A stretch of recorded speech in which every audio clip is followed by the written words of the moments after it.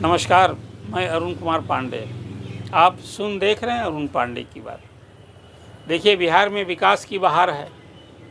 मैं इसलिए बात कर रहा हूँ कि प्रधानमंत्री 6 बार बिहार आए, फिर सितंबर में आ रहे हैं, हर महीने आ रहे हैं। फरवरी से जो शुरू किया उन्होंने, और हर बार आकर के कुछ विकास योजनाओं की सौगात दे रहे हैं।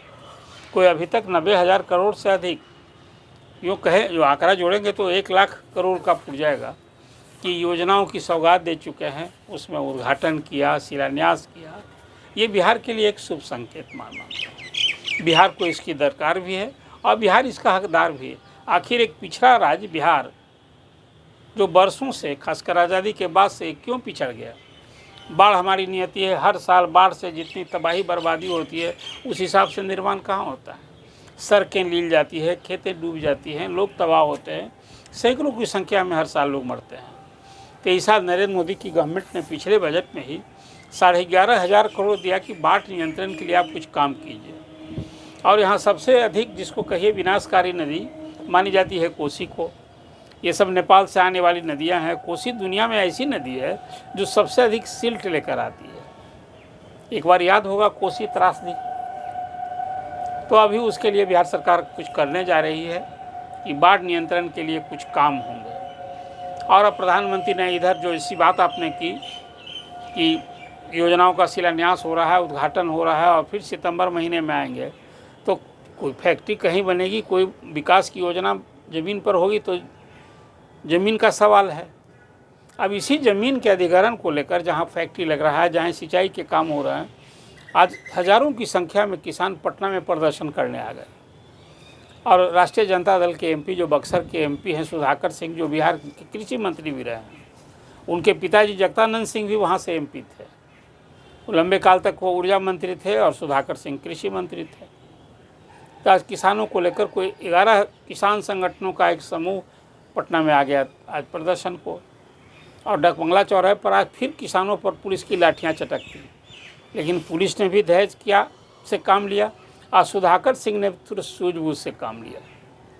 पुलिस ने जो बैरियर लगा रखी थी उसको लोग तो फांदने लगे थे, वाटर कैनल बुला गया था। खैर आज कोई बल प्रयोग नहीं करना पड़ा। और किसान की ओर से एक्सिस मंडल मुख्य सचिव से मिलने गया है कि उनकी मांग क्या है। तो पहले आपको उनकी मांग से अवगत कराना चाहिए। किसान मांगते हैं कि भाई जहाँ आप ज़मीन ले रहे हैं, किसानों की सहमति से ज़मीन लीजिए। और जहाँ ज़मीन ले रहे हैं अब तो बहुत कीमत बढ़ न गई है, अब तो सर्किट रेट ही बहुत बढ़ गया है। तो मांग है किसानों का भी कि बाज़ार मूल्य से 4 गुना कीमत पर जो मुआवजा के लिए खास करके जो भू अर्जन की नीति बनी हुई है, वो अधिग्रहण की, उसमें बना भी है नियम कानून है कि जहाँ किसानों की ज़मीन ली जाएगी वहाँ 4 गुना अधिक तो सर्किल रेट से मिलता है। लेकिन सर्किल रेट कुछ और होता है और बाज़ार मूल्य कुछ और होता है। तो किसान मांग रहे हैं कि बाज़ार मूल्य के हिसाब से 4 गुना कीमत दी जाए। जहाँ कोई फैक्ट्री लगे, जहाँ कोई विकास की योजना मूर्त रूप ले, वहाँ प्रभावित परिवार से, किसान परिवार से लोगों को रोजी रोटी भी मिले, नौकरी भी मिले। और सबसे बड़ी बात है कि आप जबरन मत लीजिए कि आप नोटिफाई कर देते हैं कि ये ज़मीन अधिग्रहित की जाएगी। सरकार को तो अधिकार है। देखिए, ज़मीन का मालिक अंततः सरकार होती है और जो उसका रैयत है वो तो लगान न देता है। हम कोई ज़मीन का उपयोग कर रहे हैं, हम घर बना रहे हैं, खेती कर रहे हैं, लेकिन लगान सरकार लेती है उसके बदले। और हम जो आजीविका का साधन है, यदि सरकार को ज़रूरत जब पड़ेगी वो ज़मीन ले लेगी। ये कानून बना हुआ है। आप अधिग्रहण का विरोध नहीं कर सकते हैं। हम मुआवजा को लेकर आप कानून का दरवाज़ा खटखटा सकते हैं, आपकी लड़ाई हो सकती है। तो किसान आज इन्हीं सब मांगों को लेकर सड़क पर थे और ये मांग कर रहे थे कि भाई आप जो ज़मीन ले रहे हैं हमारी सहमति से लीजिए। और ख़ास करके अभी प्रधानमंत्री पिछले दिन आए थे 22 तारीख को बिहार, और उसमें कई 13,000 करोड़ की योजनाओं का उन्होंने शिलान्यास उद्घाटन किया। उसमें बक्सर का थर्मल पावर स्टेशन भी था। अब उसका उद्घाटन हो गया, लेकिन वहाँ ज़मीन अधिग्रहण का विवाद आज भी आपको याद होगा। एक बार इसी ज़मीन अधिग्रहण को लेकर के किसानों के विरोध पर वहाँ गोली चली थी। लेकिन अब वो समाधान है कि किसान अभी और बक्सर से हैं सांसद सुधाकर सिंह, तो आवाज़ को लगातार बुलंद कर रहे हैं। तो आज उन्हीं सब मांगों को लेकर यहाँ पटना में किसानों का प्रदर्शन हुआ है। और समय रहते देखिए, एक आपको याद होगा सिंगूर, कलकत्ता का, वेस्ट बंगाल का, ये ज़मीन अधिग्रहण का ही मामला था कि टाटा की फैक्ट्री वहाँ नहीं लगी। और उस समय गुजरात के मुख्यमंत्री थे नरेंद्र मोदी, उन्हें टाटा को ऑफ़र दिया, कहा आओ यार ज़मीन मैं दूंगा। और एक दिन की कैबिनेट की बैठक बुलाई, सारे संबंधित लोगों की बैठक की, और टाटा को वहाँ ज़मीन मिल गई, वहाँ फैक्ट्री लग गई। तब से नीतीश जी का भी थोड़ा दूसरा अप्रोच रहता है। नीतीश जी भी नहीं चाहते हैं कि हम किसानों को दर्द दें और हम जबरन ज़मीन कब्जा करें। हालांकि इधर हाल के महीनों में अब सरकार ने ये फैसला लिया कि नहीं, बिहार को विकसित होना है तो हमें भूमि लैंड बैंक बनाना होगा। कहीं कहीं अभी तो 5-7 जगहों पर इंडस्ट्रियल एरिया बनाने की स्वीकृति दी। उसमें नीतीश जी के गृह प्रखंड बख्तियारपुर में भी औद्योगिक क्षेत्र बनेगा। 500 एकड़ ज़मीन वहाँ ली जा रही है।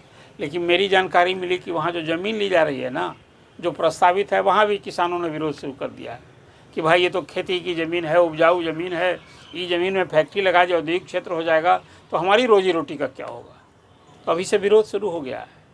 अभी भू अर्जन की कार्रवाई नहीं, अभी तो फैसला ही कैबिनेट ने लिया है। तो समय रहते सरकार को एक समेकित रूप से संबंधित किसान से, सभी दलों से बैठक करनी चाहिए, ताकि ज़मीन अधिग्रहण, विकास के लिए ज़मीन अधिग्रहण हो तो ये कोई मुद्दा ऐसा ना बने जिससे फिर खूनी संघर्ष हो और एक सियासत होने लगे इस पर। यदि बिहार को एक विकसित राज्य बनाना है तो रोजी रोटी के लिए फैक्ट्री लगानी होगी। और ये कृषि प्रधान राज्य है। मैं मानता हूँ कि कृषि आधारित उद्योग हर ज़िले में लगना चाहिए, जहाँ जिस खेती की उपज हो रही है। जैसे अब खगड़िया इलाके में है वह मकई बेस, कहीं लीची है तो लीची बेस, कहीं आम है तो आम बेस। इस तरह से जिस इलाके में, अब गन्ना तो यहाँ आप जान लीजिए, भूल न गए हम लोग, 16 सरकारी चीनी मिली थी, क्या बंद होते होते अब कोई एक सरकारी चीनी मिल नहीं चल रही है। यहाँ तक चीनी निगम भी ध्वस्त हो गया। अब प्राइवेट चीनी मिल यहाँ चल रही है, लेकिन आज गन्ना किसानों का कोई है देखने वाला। 6-7 आधा दर्जन यहाँ अभी इथेनॉल की फैक्ट्री बिहार में चल रही है, लेकिन वो गन्ना आधारित नहीं है, वो मकई बेस है, चावल बेस है।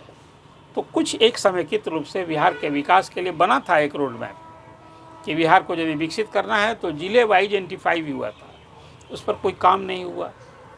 तो आज किसानों का जो प्रदर्शन है, इस संबंध में मैंने आपसे अपडेट किया है। और मेरी भी अपनी समझ है कि भू अधिग्रहण को लेकर कोई समस्या नहीं हो, संबंधित लोगों से समय रहते पहले डायलॉग करना चाहिए, बैठक करनी चाहिए।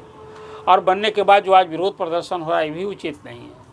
आखिर कहीं थर्मल लगेगा तो उस क्षेत्र का विकास होगा, प्रदेश का विकास होगा।